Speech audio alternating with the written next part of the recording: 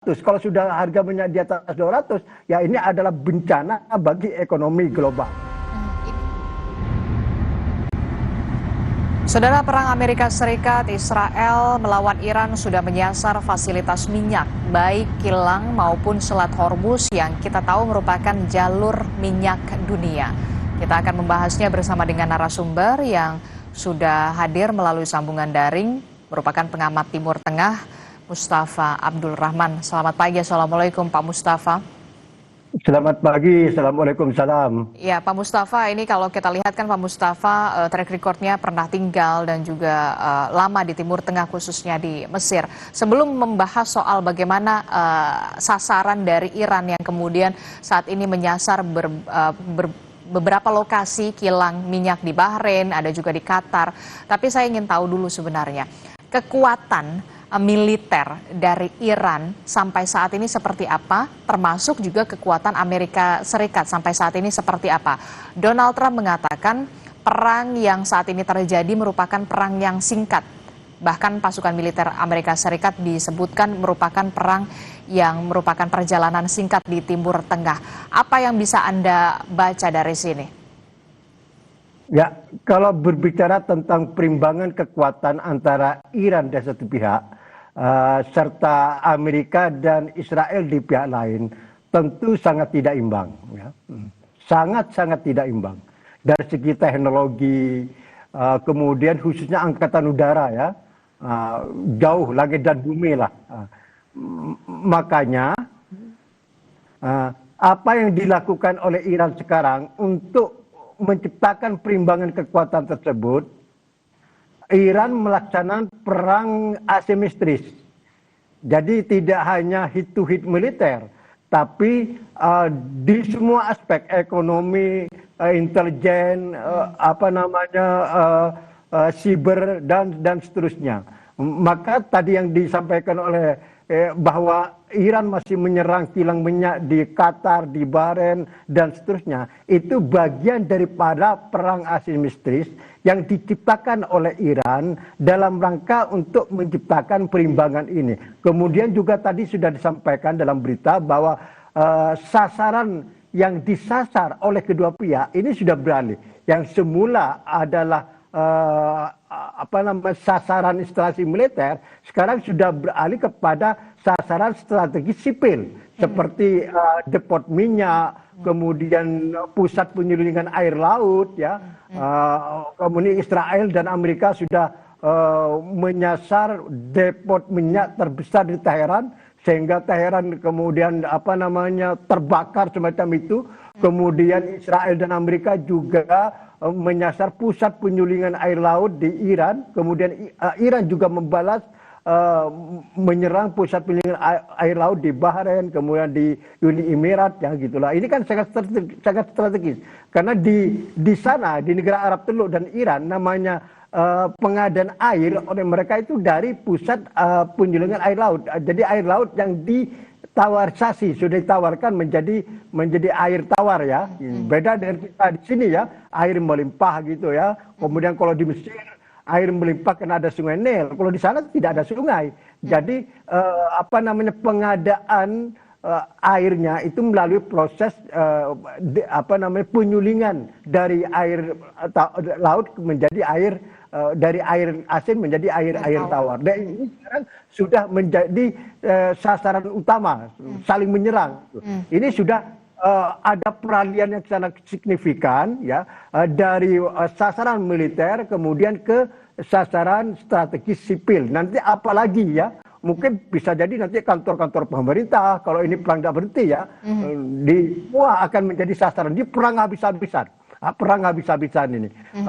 Kalau memang tidak berhenti, ya, perang ini, ya. Oke, jadi ada pergeseran begitu, ya. Sebelumnya sasarannya adalah soal pangkalan militer dari ketiga belah pihak begitu, baik itu Iran, Amerika Serikat dan juga Israel. Tapi kemudian sekarang sudah bergeser sasarannya ini kepada posisi-posisi atau lokasi-lokasi strategis publik, salah satunya tadi Anda sebutkan depot BBM begitu, ya, minyak, terus kemudian juga ada tempat penyulingan air laut begitu yang kemudian menjadi sumber penghidupan juga bagi beberapa wilayah begitu, salah satunya Bahrain dan juga Qatar pastinya, termasuk juga Iran. Ya. Termasuk juga ada pergeseran nanti, Anda melihat seberapa besar potensi invasi darat yang akan dilakukan terhadap tiga negara tersebut dalam peperangan di tahap selanjutnya? Ya, memang beberapa hari ini setelah kelihatan Amerika sudah tidak bisa menggulingkan pemerintah Iran lewat serangan udara dan laut, maka muncul wacana dari Presiden Donald Trump sendiri untuk melibatkan pasukan darat Amerika. Memang masih bertanya-tanya gimana mekanisme Amerika menerjunkan pasukan daratnya ke Iran. Karena menurut banyak analisis mustahil lah Amerika yang di belakangnya Israel menerjunkan pasukan darat ke Iran, karena Iran itu beda dengan Irak, beda dengan Afghanistan. Iran itu adalah secara geografis sangat luas sekali, dan kota Teheran itu ya posisinya dari pesisir laut barat Iran itu lebih dari 1.000 kilometer. Kemudian kultur wilayah Iran itu berbukit-bukit, gurun dan berbukit-bukit, jadi agak berat dan harus melalui beberapa kota. Maka banyak analis ini sulit dilaksanakan oleh Amerika dan Israel untuk menerjunkan pasukan darat. Tapi kemudian muncul yang terakhir bahwa Amerika sudah mulai menggerakkan Delta Force, ya, pasukan khusus Delta yang kemarin juga beraksi di Venezuela untuk menculik Presiden Nicolas Maduro itu ya. Ini sekarang sudah dalam perjalanan menuju ke Timur Tengah. Jadi tampaknya Amerika itu akan menggunakan pasukan khusus untuk diterjunkan di tempat-tempat strategis, ya, di antaranya mungkin yang diduga ya akan diterjunkan ke situs-situs nuklir untuk mengkonfirmasi apakah situs nuklir ini sudah betul-betul hancur setelah menjadi sasaran bom atau oleh Amerika dan Israel. Kemudian juga tempat-tempat sumur minyak, di antaranya yang paling diincar dan kemudian paling dicemaskan oleh Iran itu ada yang namanya Pulau Haraj, ya. Pulau Haraj itu adalah terletak sekitar 216 mil dari laut bagian barat Iran, sekitar itu. Nah, dari Pulau Haraj ini sebanyak 80% sampai 90% ekspor minyak Iran itu dilakukan.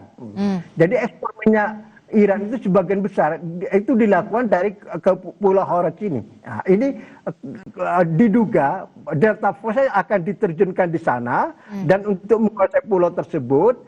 Kalau Amerika berhasil menguasai Pulau Haraj itu, maka lumpuhlah industri minyak Iran, dan ini mungkin bisa mempercepat perang itu, gitu kan. Tapi tentu tidak mudah karena Pulau Haraj itu sudah dijaga ketat oleh garda revolusi Iran, ya. Pasti akan terjadi pertempuran sengit di Pulau Haraj tersebut. Kita tidak tahu nanti kalau memang skenario ini dilaksanakan oleh Donald Trump, ya. Tapi ini semua masih duga-dugaan, ya. Opsi-opsi apa yang akan dilakukan oleh Amerika, teknisnya bagaimana ketika keputusan menerjunkan pasukan darat itu sudah keluar, ya. Di antaranya itu. Jadi tidak merupakan serangan darat menuju kota Teheran seperti dilakukan saat perang Irak tahun 2003, ya, di mana puluhan ribu pasukan AS berduyun-duyun menuju Baghdad. Ini tidak, karena banyak analis ini tidak mungkin, beda sekali, ya, antara Irak sama Iran. Tapi penerjunan pasukan khusus tadi ke tempat-tempat strategis yang bisa membuahkan ekonomi Iran kalau tempat-tempat tersebut dikuasai oleh Amerika. Oke, ada skema yang berbeda pada saat Amerika kemudian melakukan penyerangan terhadap Irak begitu, ya, dengan apa yang saat ini dilakukan terhadap Iran begitu, terutama yang tadi Anda sebutkan soal invasi darat yang dilakukan oleh Amerika Serikat dengan mengerahkan Delta Force-nya ke Iran begitu, dengan menyasar tempat-tempat atau lokasi-lokasi strategis yang bisa kemudian melumpuhkan pemerintahan Iran yang sampai saat ini juga kita masih melihat sejauh mana potensi ke arah sana begitu. Apakah ini menjadi salah satu bentuk dalam tanda kutip ya kekhawatiran Amerika Serikat ketika kemudian Iran terus melakukan atau membalas serangan dari Amerika Serikat dan juga Israel terhadap tadi disebutkan Iran kita tahu melancarkan serangan rudal drone-nya ke wilayah-wilayah strategis, salah satunya adalah depot-depot BBM di Bahrain, Qatar dan juga negara Teluk lainnya begitu. Bahkan Qatar sendiri mengatakan serangan yang dilakukan Iran ini adalah serangan pengkhianatan. Ya, itu di satu pihak benar ya.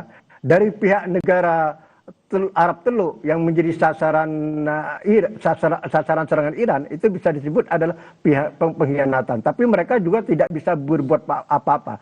Di pihak lain, ini seperti disebut tadi, ini perang asimetris. Jadi tujuan Iran terus menyerang negara-negara Arab Teluk tersebut ya, itu dalam rangka untuk mempercepat berakhirnya perang ini. Diharapkan oleh Iran mungkin ya dengan menyerang sasaran strategis di negara-negara Arab Teluk tersebut, ini nanti menjadi tekanan terhadap Presiden Trump. Karena tentu negara Arab tersebut yang kaya minyak dan gas itu akan menimbulkan krisis ekonomi dunia, dan ini sudah jelas sampai sekarang minyak sudah harganya lebih dari 100 US dollar, sudah 112 atau sekian gitu 118.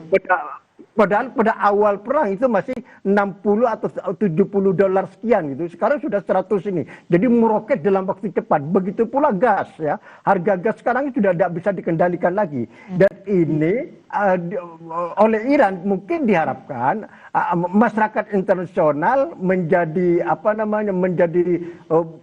mendapat dampak langsung, kemudian rame-rame menekan Amerika dan Israel untuk segera menghentikan perang. Ini barangkali tujuan Iran ya. Dan saya punya keyakinan begitu ya. Saya pribadi meyakinan Iran tujuannya ke situ gitu kan. Oke. Nanti kita akan bahas lagi bagaimana kemudian dampak yang memang sudah dirasakan oleh global atau dunia dengan adanya perang Amerika Serikat Israel melawan Iran begitu, dan juga sebaliknya ini berdampak terhadap perekonomian, salah satunya adalah naiknya harga minyak dunia dan juga gas. Tentu saja ini menjadi kewaspadaan tersendiri bagi kita pemerintah Indonesia gitu ya, negara Indonesia termasuk juga negara-negara lain di dunia. Nanti kita akan bahas selengkapnya usai jeda. Kami akan segera kembali dalam Breaking News Kompas TV.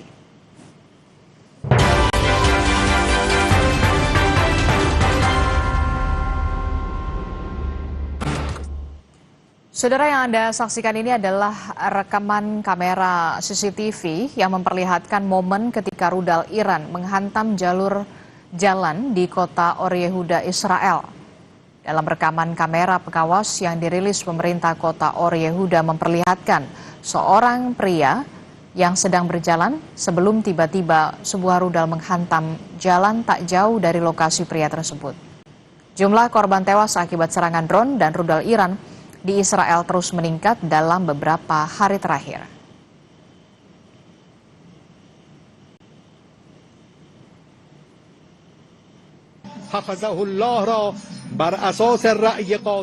Putra kedua mendiang Ayatollah Ali Khamenei, Mujtaba Khamenei, terpilih menjadi pemimpin tertinggi Iran yang baru. Televisi nasional Iran mengumumkan Mujtaba Khamenei sebagai pemimpin tertinggi Iran. Mujtaba menggantikan ayahnya, Ayatollah Ali Khamenei, yang terbunuh dalam serangan gabungan Amerika Serikat dan Israel. Mujtaba Khamenei telah lama dianggap sebagai kandidat kuat, bahkan sebelum serangan Israel menewaskan ayahnya. مجلس خبرگان حضرت آیت الله العظما سید مجتبی خامنه‌ای رهبر عزیز ما ولی فقیه ما الله اکبر.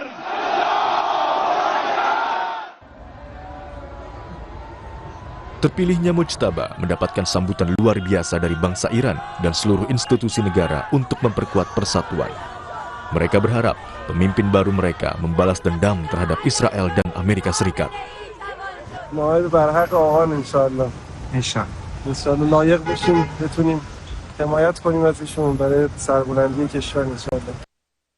Mujtaba adalah sosok yang tertutup. Pria berusia 56 tahun ini sekarang berada di jantung teokrasi Iran dan akan memiliki wewenang terakhir atas semua urusan negara. Ia akan menjabat sebagai panglima tertinggi militer dan garda revolusi paramiliter yang berpengaruh. Mujtaba Khamenei lahir pada 8 September 1969 di kota Mashhad, Iran. Ia adalah anak kedua Ayatollah Ali Khamenei dari 6 bersaudara. Pada usia 17 tahun, gabung ke Korps Garda Revolusi Islam atau IRGC di Batalion Habib tahun 1987. Mujtaba bertugas selama periode akhir perang Iran-Irak. Ia kemudian menempuh pendidikan agama di Qom dan mencapai tingkatan ulama Ayatollah pada tahun 2022. Sebelum Mujtaba terpilih, Presiden Amerika Serikat Donald Trump menegaskan tidak takut dengan siapapun pemimpin yang terpilih di Iran. Trump memastikan pemimpin baru Iran tidak akan bertahan lama tanpa persetujuan Amerika Serikat. And I'm once again calling on all members of the Iranian Revolutionary Guard, the military and the police to lay down their arms. They're only going to be killed. And now is the time to stand up for the Iranian people and help take back your country. The United States will ensure that whoever leads the country next, Iran will not threaten America or its neighbors, Israel, anybody. If you look at what happened, they had missiles aimed at all of these other countries, Qatar, Saudi Arabia, UAE, many others, that weren't really involved very much, and they had missiles aimed. Well, they were aimed there long before this ever started. They were going after the entire Middle East. And then we came along. We blew up their party. Menurut analis Timur Tengah di Washington DC, Alex Vatanka, penunjukan Mujtaba Khamenei sebagai penerus ayahnya mencerminkan sikap garis keras yang dominan dan menjadi peringatan keras bagi kebijakan Amerika Serikat di bawah pemerintahan Presiden Donald Trump. The appointment of Mujtaba Khamenei is the reflection of the fact that the hardliners in that system now have the upper hand. Not only are they saying they're going to continue this fight, at least in the short term militarily, but they're also saying politically they have a game plan. And that, as far as I can tell, in Washington should be a wake-up call, because whatever political agenda President Trump had in terms of changing Iran, right now that agenda is not happening. Lalu, seperti apa Mujtaba Khamenei memimpin Iran menghadapi serangan Amerika Serikat dan Israel? Bagaimana pula dengan reaksi negara-negara Timur Tengah? Tim Liputan, Kompas TV. Kami akan melanjutkan perbincangan saya bersama dengan Pak Mustafa terkait dengan perang Israel, Amerika Serikat melawan Iran. Kita tadi sudah membahas bagaimana sasaran yang kemudian bergeser begitu ya dari pangkalan militer yang kemudian menjadi target ini bergeser kepada kilang-kilang minyak begitu, depot-depot BBM. Bahkan yang terbaru kami punya informasinya Pak Mustafa, juru bicara militer Iran ini memperingatkan Amerika Serikat dan Israel bahwa harga minyak akan melonjak di atas $200 per barel menyusul serangan kepada kilang minyak di Teheran. Bahkan juru bicara militer Iran mengatakan, jika kalian sanggup menahan harga minyak di atas $200 per barel, lanjutkan peperangan ini. Apa yang bisa Anda tangkap dari pernyataan sikap juru bicara militer Iran tersebut, Pak Mustafa? Ya, jelas pesan politiknya itu jelas ya. Jadi kalau perang ini berlanjut terus, maka yang paling kena dampaknya di sektor ekonomi.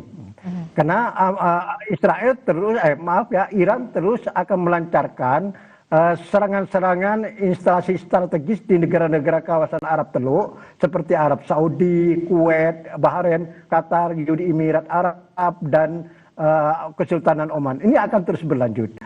Dalam waktu yang sama, Amerika dan Israel juga menyerang instalasi strategis yang punya Iran seperti depot minyak yang di Teheran. Kemudian tidak menutup kemungkinan yang seperti saya katakan tadi, Delta Force dari Amerika yang sekarang sudah dalam perjalanan menuju Timur Tengah akan diterjunkan ke Pulau Hormuz ya. Yang Pulau Hormuz itu adalah tempat di mana sebagian besar ekspor minyak Iran dilakukan. Kalau ini terjadi, maka yang diprediksi oleh juru bicara IRGC tadi akan terwujud. Jadi minyak akan bisa menjadi di atas $200 ya, dan ini akan terjadi begitu cepat. Sekarang itu sudah 100 mendekat 20 kali ya. Ini dari 70 ke 120 ini kan cuma hanya berapa 2-3 hari aja ya. Dari 120 nanti ke di atas 200, kalau perang ini habis-habisan, perang Asia bisnis habis-habisan, juga tidak akan lama, bisa jadi minggu depan sudah akan terjadi harga minyak di atas 200. Kalau sudah harga minyak di atas 200, ya ini adalah bencana bagi ekonomi global. Ini ya kalau memang sudah menyentuh $200 per barrel untuk minyak gitu ya, tentu ini akan menjadi bencana juga dan akan menjadi krisis juga terhadap perekonomian global. Iran juga sempat mendorong agar negara-negara Muslim yang berada di kawasan Teluk, Pak Mustafa, untuk kemudian memberikan peringatan terhadap Amerika Serikat dan juga Israel terkait dengan serangan terhadap fasilitas minyak. Bahkan juru bicara militer Iran mengatakan jika tidak dilakukan peringatan, aksi serupa akan terjadi seperti yang tadi disebutkan, serangan-serangan terhadap depot atau kilang minyak di Bahrain, di Qatar, kemudian di Kuwait, di Oman. Ini menjadi cywar yang kemudian keras sekali ditunjukkan oleh Iran kepada negara-negara Teluk Persia di sana. Termasuk juga nanti hubungan yang kemudian semakin sensitif bisa terjadi di sana? Betul, jadi kan sudah jelas Iran itu ingin menyampaikan gambaran perang sekarang. Ini sudah jelas, jadi apa dampak dari perang ini sudah jelas ya. Tadi sudah disebut minyak bisa harganya di atas $200. Mungkin gas juga ya, gas juga akan tidak bisa dikendalikan harganya. Dan kemudian juga negara-negara Asia, Eropa yang punya komoditi ekspor ke negara-negara Arab Teluk juga tidak bisa dilakukan karena Selat Hormuz sudah ditutup oleh Iran. Iran mengancam apapun kapal yang lewat Selat Hormuz akan ditembaki ya, akan ditenggelamkan. Ini adalah sudah bencana ini. Kalau ini terus berlangsung beberapa hari mendatang, ini sudah bukan antara rodal sama pesawat tempur, sudah bukan ini lagi. Ini sudah perang ekonomi, habis-habisan nih. Dan kita tahu kawasan Teluk Persia yang di sisi kanan itu ada Iran, di sisi kiri adalah negara-negara Arab Teluk yang sangat kaya itu adalah menjadi sumber pasokan utama dunia di sektor minyak dan gas alam. Jadi ini betul-betul bencana kalau beberapa hari mendatang ya, ini terus berlanjut dan Iran melaksanakan ancamannya, dan Iran punya senjata untuk melaksanakan ancamannya. Dari Iran ke negara Arab Teluk itu kan dekat. Iran cuma bisa menggunakan rodal balistik jarak pendek dan tengah sudah cukup. Beda dengan ke Israel, dia harus menggunakan rodal balistik yang jangkauan tembaknya menengah dan jauh, sampai 1.500-2.000 km. Kalau hanya menyerang Saudi, Qatar, Iran cukup menggunakan rudal balistik yang jangkauan tembaknya 200 km dan 300 km, dan dari segi presisinya itu pasti lebih kuat kalau hanya jarak dekat. Jadi bagi Iran ini bukan ancaman omong kosong, dia sudah punya alatnya untuk melakukan itu, dan sudah dibuktikan beberapa hari ini, dan terbukti juga harga minyak dan harga gas sudah melambung tinggi. Oke, ini bisa menjadi bencana atau krisis yang bisa melanda global begitu, tidak hanya Amerika Serikat, Israel dan juga Iran dan juga negara Teluk lainnya, tapi ini menjadi ancaman juga bagi dunia dalam hal energi begitu ya, Pak.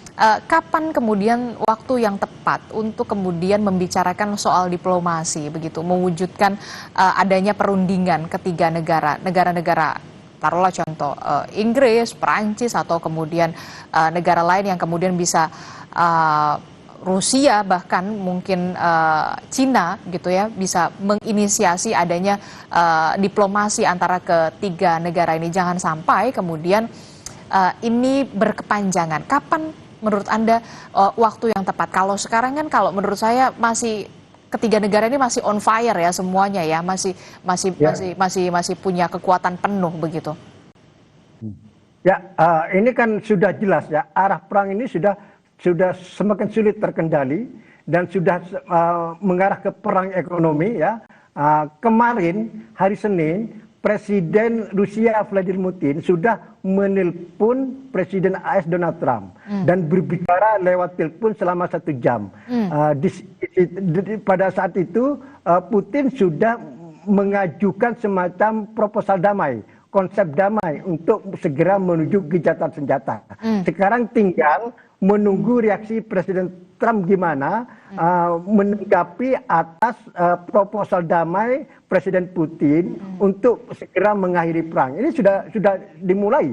Ini karena gelagatnya sudah apa namanya sudah membahayakan sekali. Ini perang ekonomi sudah saling menghancurkan instalasi sipil strategis ya, seperti departemennya dan seterusnya ini. Ini kalau tidak dikendalikan, segera dikendalikan, ini akan kena semua, termasuk Indonesia ya. Indonesia yang mengimpor BBM itu ada termasuk negara pertama tentunya yang akan kena dampaknya dari perang ini. Nah, ini Putin sudah memulai kemarin. Kita tinggal sekarang nunggu dari negara lain ya, untuk segera memperkuat misi damai Putin ini. Dan saya juga mendapat berita di negara-negara kawasan utama di sana seperti Mesir dan Turki sudah mulai bergerak juga untuk apa namanya melobi Presiden Trump supaya segera mengakhiri perang ini. Makanya melihat perkembangan ini, Donald Trump juga sudah berbicara bahwa perang ini adalah perang short time ya, perang yang cepat ya, dan tampaknya itu adalah sudah seiring dengan perkembangan di mana banyak negara sudah mulai melakukan lobby khusus kepada Amerika untuk segera mengakhiri perang. Makanya muncul sekarang dari Presiden Trump dalam sehari 2 hari ini adalah statement-statement yang sebetulnya mengarah kepada perang ini tampaknya segera akan berakhir. Misalnya Trump mengklaim bahwa Amerika sudah menghancurkan semua kekuatan angkatan laut Iran, sudah menghancurkan kekuatan angkatan udara Iran. Jadi sudah perang ini menurut kata Trump itu sudah akan berakhir. Bahwa tinggal sisa aja 80% sudah selesai perang ini. Karena sudah tidak ada lagi Iran memiliki kekuatan. Ini klaim Trump tentu ya. Tampaknya ini kan mungkin sebagai isyarat bahwa Trump ini sudah siap-siap untuk mengakhiri perang setiap saat dengan mulai ada desakan atau lobby dari negara-negara lain. Cuma sekarang itu mencari waktu yang tepat supaya perang ini bisa berakhir tanpa memalukan Amerika dan Israel. Bahkan sebaliknya kalau bisa perang ini bisa berakhir dan Trump bisa mengklaim bahwa Amerika sudah memenangkan perang ini. Hanya itu yang ditunggu. Sebaliknya Iran syaratnya sebetulnya untuk mengakhiri perang itu tidak berat banget, mudah sekali. Yang penting Amerika dan Israel menghentikan perang, Iran akan siap menghentikan perang juga. Seperti disampaikan oleh Wakil Menteri Luar Negeri Iran, Gulam Kadim Gorib Ibadi, bahwa Iran hanya meminta Amerika dan Israel menghentikan perang. Kami siap juga menghentikan perang. Hanya itu. Jadi sekarang kunci kapan perang ini berakhir itu ada di Amerika Serikat. Oke, termasuk juga yang kita nantikan adalah apa pernyataan yang akan disampaikan oleh pemimpin tertinggi Iran terpilih setelah sang ayah yakni Ayatullah Ali Khamenei meninggal dunia begitu, dan penggantinya adalah Mojtaba Khamenei gitu ya. Ini yang juga kemudian masih dinanti pernyataan dari Mojtaba Khamenei. Tapi nanti kita akan bahas usai jeda. Tetaplah bersama kami di Breaking News Kompas TV. Kami akan segera kembali.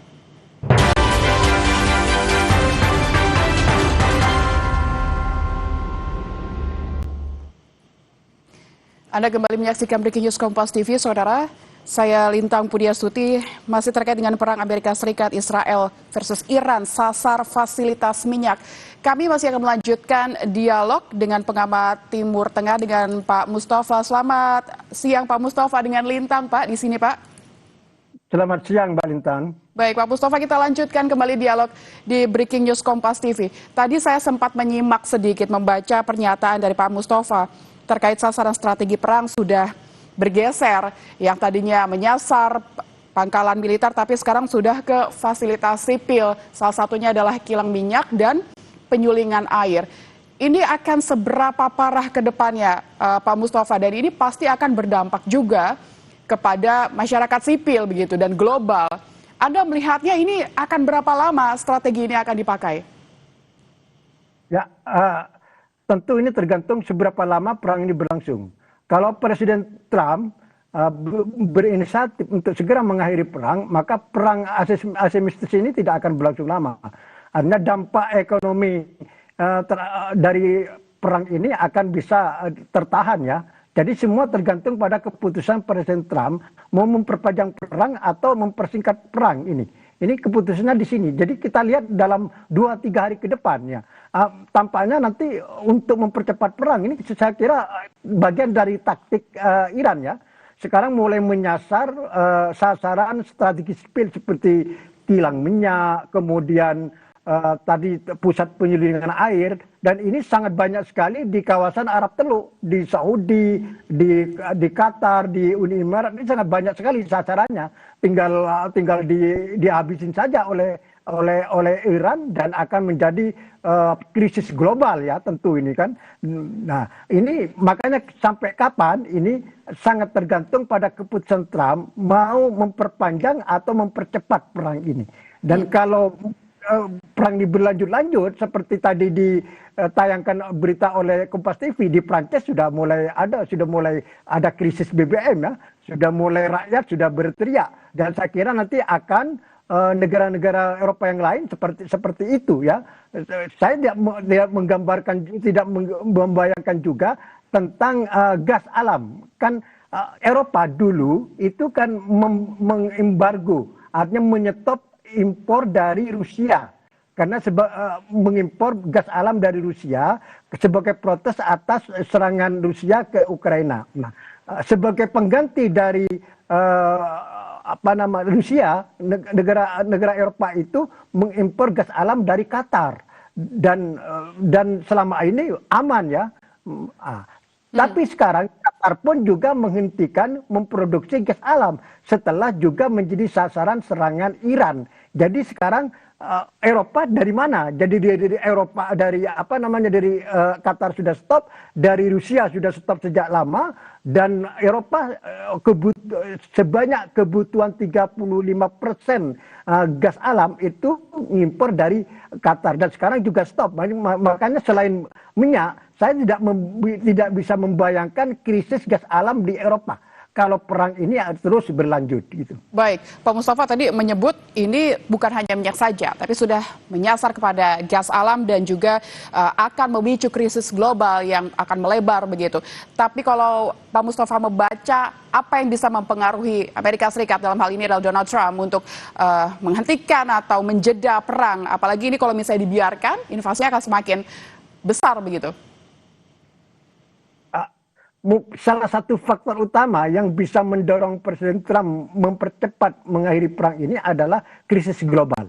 Kemudian juga reaksi dari rakyat Amerika sendiri. Ya. Jadi kalau terjadi, artinya berarti ya, Anda mengira Donald Trump memang menginginkan tujuannya adalah terjadi krisis global begitu? Nah, bukan sebaliknya. Jadi Donald Trump bisa mempercepat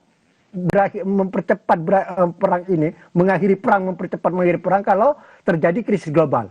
Jadi krisis global itu sebagai tekanan terhadap Trump untuk mempercepat mengakhiri perang ini.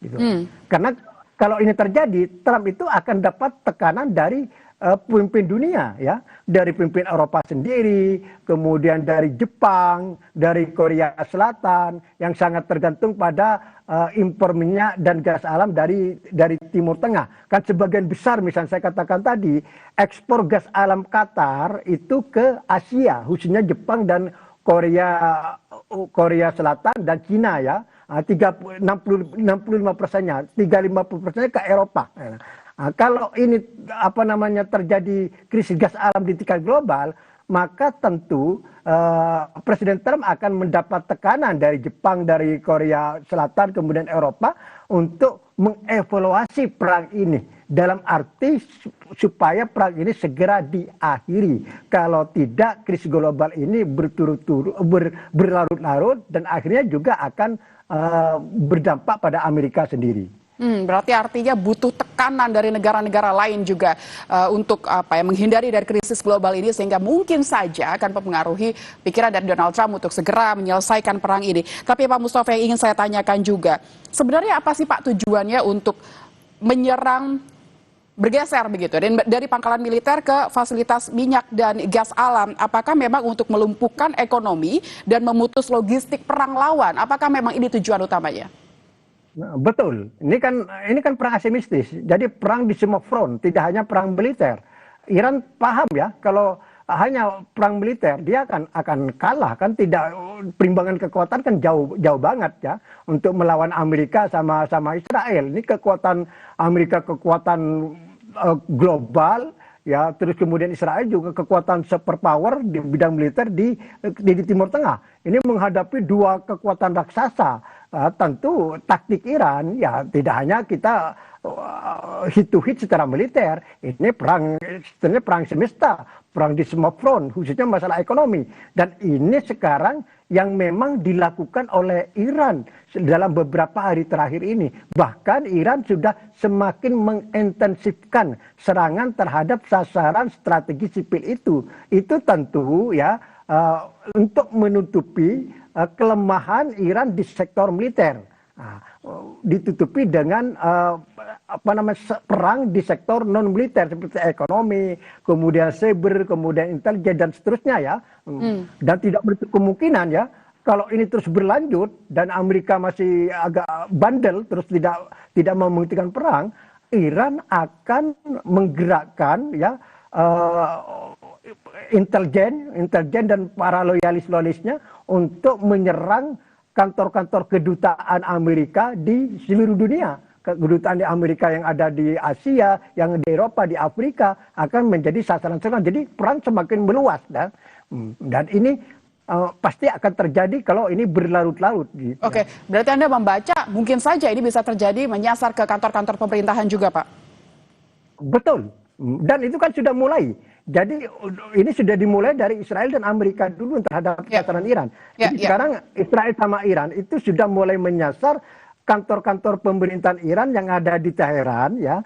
Ini dalam rangka untuk melumpuhkan struktur kekuasaan politik Iran ya. Kalau struktur kekuasaan militernya sudah dianggap klaim Trump sudah 80% sudah bisa menghancurkan. Sekarang tinggal struktur kekuasaannya gimana. Ini sekarang sudah mulai disasar oleh Israel dan Amerika. Apakah kalau boleh saya rangkum, ini artinya adalah sebuah peningkatan fase perang, Pak? Karena sini sudah menyasar perang-perang infrastruktur juga.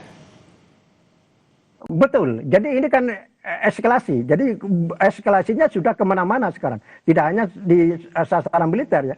Sudah di sasaran sipil dari semua lini. Kita tidak menggambarkan dalam beberapa hari mendatang kalau perang tidak berhenti, sasaran apa lagi ya yang akan jadi target dari kedua pihak, oleh Iran maupun oleh Israel dan Amerika. Oke, Pak Mustafa, yang hingga kini kita nantikan adalah kemunculan dari Mojtaba, pimpinan terbaru Iran, hingga kini belum muncul. Apakah menurut Anda gaya kepemimpinannya akan seperti sang ayah sebelumnya dengan melihat kondisi seperti ini, bukan lagi terfokus kepada militer saja, tapi sudah ke infrastruktur dan sipil begitu. Apa yang akan dilakukan oleh gaya kepemimpinan dari seorang Mojtaba?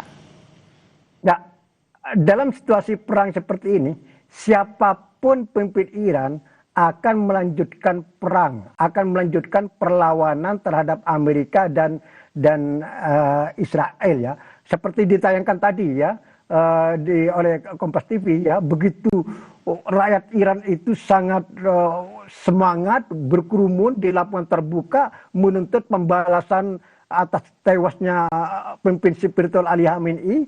Jadi untuk kepentingan domestik ya, tentu siapapun pemimpin Iran termasuk pimpin spiritual Iran yang baru, Ayatullah Mujtaba Khamenei, akan terus melakukan perlawanan karena itu adalah sumber legitimasinya. Tapi untuk kita melihat yang sebenarnya siapa Ayatullah Mujtaba Khamenei, apakah dia punya mindset pemikiran yang sama dengan bapaknya atau dia berbeda, itu nanti kita lihat kalau sudah perang ini berhenti. Jadi bagaimana Ayatullah Mujtaba Khamenei ini mengendalikan negara, terutama nanti ketika Iran dan Amerika berunding lagi misalnya, bagaimana apakah Iran lebih lunak sikapnya dibanding sebelumnya, itu sangat dipengaruhi oleh sikap atau pendirian dari pimpin spiritual yang Iran yang baru, yaitu Ayatullah Mujtaba Khamenei. Oke, Pak Mustafa, kalau kita melihat ke belakang kemarin, yang disasar oleh Amerika dan Israel adalah Ayatollah dan akhirnya tewas begitu. Dan sekarang digantikan oleh anaknya yaitu Mujtaba. Apa yang menjadi harus diperhatikan atau apa yang menjadi fokus dari Mujtaba yang harus dipersiapkan? Mungkin saja dia adalah salah satu sasaran berikutnya begitu, karena dialah yang telah menggantikan Ayatollah. Pandangan Anda seperti apa, Pak? Ya, kalau lihat dari statement Donald Trump terhadap terpilihnya Ayatollah Mujtaba Khamenei itu kan sangat negatif. Donald Trump sesuai dengan yang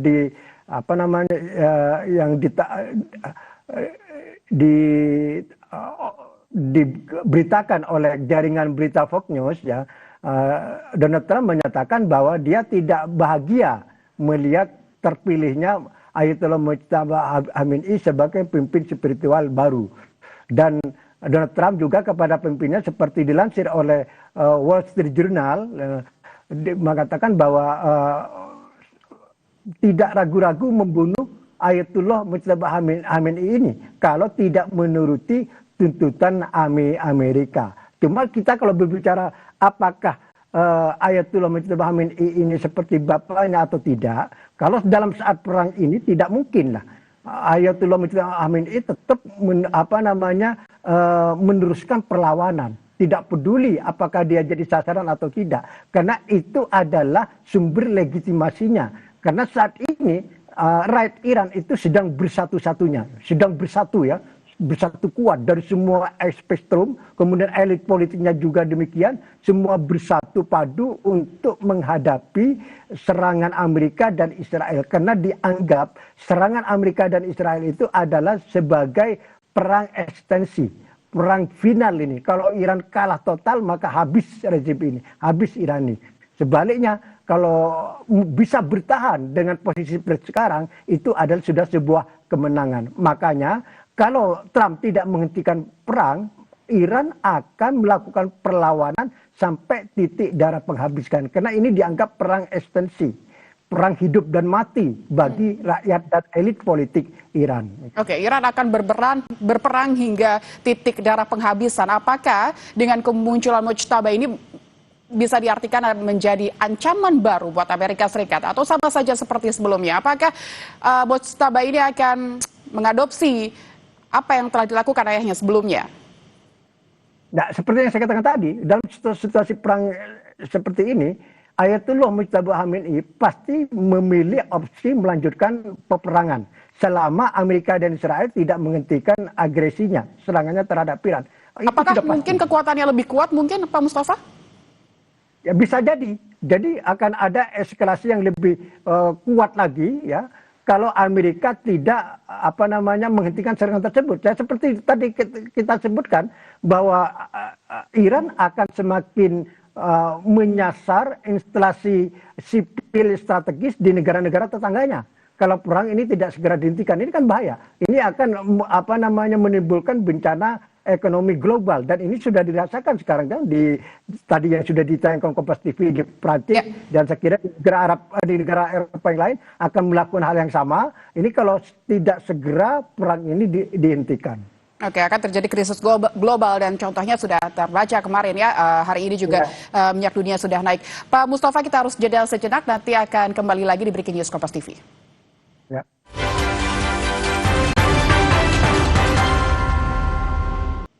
Masih bersama kami pengamat Timur Tengah ada Pak Mustafa untuk berdialog bersama di Breaking News Kompas TV. Pak Mustafa, saya ingin melanjutkan dialog kita yang terputus tadi. Pak Mustafa, apakah ada batasan tertentu dalam hukum konflik bersenjata ini, Pak, terkait serangan ke fasilitas energi yang melayani kebutuhan sipil? Tadi Anda sudah menyebutkan ada kilang minyak, ada penyulingan air yang tentu itu akan berdampak kepada kebutuhan masyarakat sipil dan bisa saja nanti akan banyak lagi korban-korban sipil. Seberapa batasannya ini, Pak? Ya, tentu seperti sasaran strategi sipil itu tidak menjadi sasaran dalam perang ini karena itu merupakan kebutuhan orang banyak ya. Nah, tapi kan ini perang ini sudah tidak bisa terkendalikan dan ini adalah perang asimetris kan, terutama bagi Iran. Tidak hanya Iran yang melakukan serangan atas sasaran sipil tersebut ya, tapi Israel juga dan Amerika juga menyasar sasaran sipil strategis di Iran ya.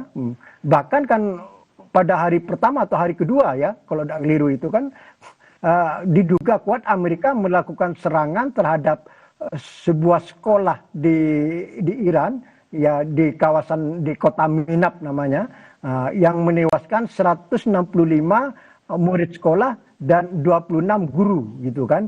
Ini diduga Amerika yang akan melakukan. Jadi Amerika yang pertama melakukan serangan terhadap sasaran sipil dan korbannya juga sangat banyak ya. Itu yang membuat juga Iran melancarkan sasaran terhadap sipil di Israel. Kemudian terjadilah bencana di Beit Hemis. Di Beit Hemis ini adalah sebuah kota kecil di sebelah barat kota Yerusalem. Itu kalau tidak hari ketiga atau hari keempat, itu mendapat sasaran serangan rudal balistik Iran. Dan tewas sebanyak 9 warga sipil Israel. Kemudian yang luka-luka mencapai 29, kemudian yang dinyatakan hilang tidak ditemukan sampai sekarang sebanyak 20. Jadi ada warga sipil yang juga menjadi sasaran serangan Iran. Saya kira Iran itu membalas serangan dari Amerika atas sekolah di Minab tersebut. Jadi saling membalas gini. Siapa yang mulai kan susah ini kan gitu kan. Yang jelas kedua pihak sama-sama menyasar sasaran sipil strategis dan ini semakin meluas dan ini sudah mencakup negara-negara sekitar Iran, yaitu persisnya negara-negara Arab Teluk yang hampir tiap hari menjadi sasaran serangan Iran ya. Dan tidak menutup kemungkinan juga bisa bandara ya. Kayak bandara Abu Dhabi, bandara Qatar akan menjadi sasaran serangan terus kalau perang ini semakin tidak terkendali. Oke, yang kita catat memang serangan pertama yang menyasar sipil adalah dari Amerika Serikat dan Israel di Minhab ya Pak, kemarin ada di sekolah perempuan di sana. Lalu akhirnya mendapat balasan dari Iran. Tapi seberapa efektif sih Pak Mustafa penyerangan infrastruktur terhadap sipil, infrastruktur energi dan gas alam dan juga terhadap sipil? Seberapa efektif ini bisa menekan kemampuan lawan? Ya, kalau bicara tentang seberapa efektif, sudah lihat kan, Prancis sudah berteriak itu. Dan akan ada disusul berita yang lain, di negara lain akan berteriak juga. Dan tidak menutup kemungkinan kalau di Indonesia ini, ya, kalau misalnya pemerintah memutuskan menaikkan harga minyak, seperti misalnya minyak Pertamax di sini kan harganya sekitar 12.000 itu. Kalau Pertalite berapa itu? 10.000 ya, yang subsidi itu. Nah, tidak menutup kemungkinan kalau perang ini berlanjut sampai seminggu 2 minggu mendatang, harga minyak di Indonesia itu akan naik dan akan diikuti kenaikan dengan harga-harga lain dan ini akan menjadi beban semakin berat terhadap rakyat Indonesia ya. Dan ini juga tidak berlaku tidak hanya di Indonesia, di hampir seluruh dunia lah. Di Eropa, di Asia, di Jepang, di Korea dan seterusnya. Ini sudah pasti, Mas. Karena apa? Karena kawasan Arab Teluk dan Iran itu adalah sumber energi terbesar di dunia ini. Jadi sebagian besar 60 ya, 50 sampai 60% pasokan energi di dunia itu berasal dari sana. dari Arab Saudi, dari Kuwait, dari Iran, dari Irak ya.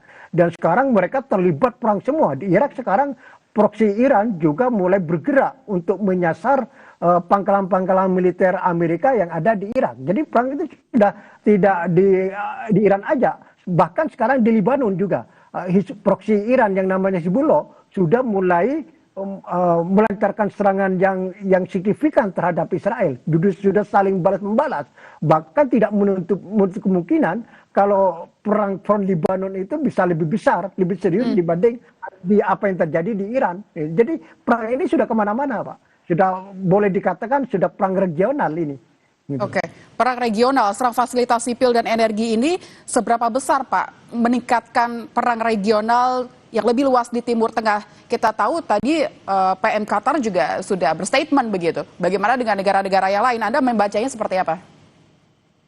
Ya, tentu ini kan akan mempengaruhi masa depan hubungan Iran dan negara-negara tetangganya kan. Jadi setelah nanti perang ini selesai ya, apakah negara-negara Arab Teluk itu punya sikap yang sama terhadap Iran sebelum perang masih diragukan. Akan ada peta baru di Timur Tengah ini, di mana negara Arab Teluk itu semakin memperkuat kerjasama antara mereka dan semakin banyak membelanjakan militer ya untuk memperkuat pertahanannya mereka. Itu mungkin hampir pasti dilakukan karena selama ini mereka itu kan sangat mengandalkan ke Amerika untuk pertahanannya ya. Maka banyak pangkalan militer Amerika di negara-negara Arab Teluk, di Kuwait, di Uni Arab Saudi, di Bahrain, di Qatar, di Uni Emirat, di ini. Ya. Tapi kenyataan sekarang Amerika kan tidak bisa berbuat apa-apa setelah mereka mendapat serangan dari Iran gitu. Tidak berbuat banyak Amerika, maka mereka juga sangat kecewa sama Amerika, kecewa sama Iran karena menyerang mereka, juga kecewa Amerika karena tidak mendapat perlindungan yang cukup dari Amerika. Jadi mereka dilematis. Makanya gambaran saya kalau ini nanti perang selesai, negara-negara Arab Teluk itu akan semakin memperkuat hubungan antara mereka. Yang pertama, yang kedua nanti akan semakin memperbanyak belanja militernya untuk melepas ketergantungan secara keamanan pada Amerika. Baik, memungkinkan ada dua sikap nantinya ya, dan yang tadi saya catat adalah akan ada peta baru di Timur Tengah. Pak Mustafa, terima kasih telah berbincang dengan kami di Breaking News Kompas TV. Sehat selalu. Ya, terima kasih.